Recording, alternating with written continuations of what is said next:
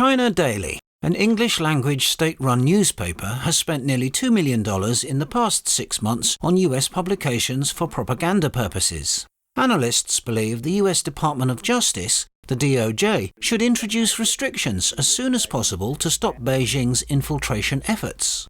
Conservative American news website The Daily Caller reported on November the 22nd that China Daily recently disclosed its financial statement to the DOJ in accordance with the Foreign Agent Registration Act, FARA.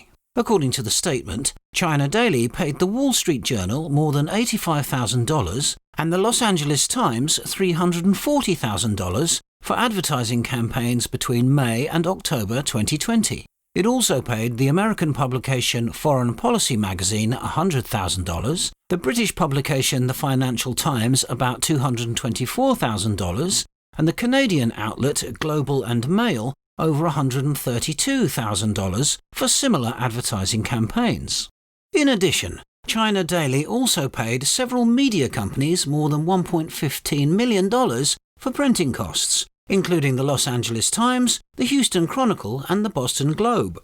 According to its FARA filing, the Beijing-controlled outlet spent nearly $4.5 million on printing, distribution, advertising, and administration costs over the past 6 months. In a previous filing in June, China Daily reported that it paid more than $4.6 million to the Washington Post from late 2016 through to October 2019. The Daily Caller noted that China Daily, which is controlled by the Chinese Communist Party's State Council Information Office, its propaganda agency, has for years paid newspapers and magazines in the US and other Western countries to publish advertorials designed to look like legitimate news articles. American media that ran paid ads to help the Chinese regime improve its image include the New York Times, the Wall Street Journal, and the Washington Post. China Daily inserts these sections entitled China Watch that typically offer pro-Beijing narratives regarding the Chinese economy, Chinese culture, or China's geopolitical views.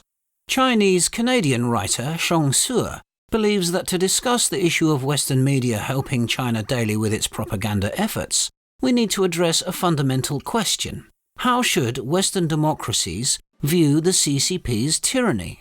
If it's a normal government and its newspapers are decent media, there's no problem with advertising or publishing their articles.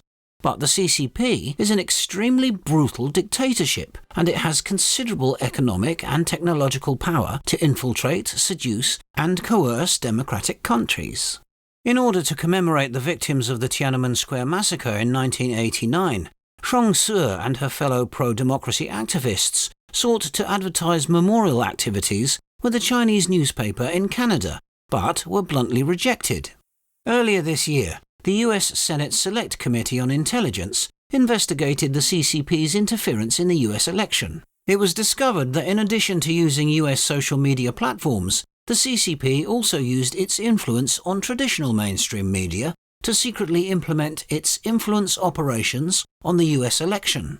Xing Tanxing, a US-based current affairs commentator, believes that although the Trump administration has heightened its guard against the CCP's infiltration, there are still various forms of CCP propaganda in the United States. Xing said that with regard to China Daily's influence practices, the US Department of Justice should introduce further restrictions as soon as possible.